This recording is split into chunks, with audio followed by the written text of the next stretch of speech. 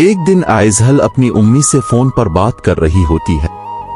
इसकी उम्मी कहती है, कैसी है मेरी बेटी? वो कहती है कि उम्मी मैं बिल्कुल ठीक हूं, ऐसा लगता है मेरी जिंदगी बिल्कुल शहजादी जैसी हो गई है। इसकी मां कहती है, अच्छा, अरे वाह, पता है कौन सी शहजादी? मां कहती है, कौन सी शहजादी? आइजल कहती है, सिंड्रेला जैसी।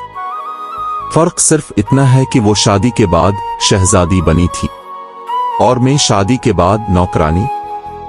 PLS subscribe.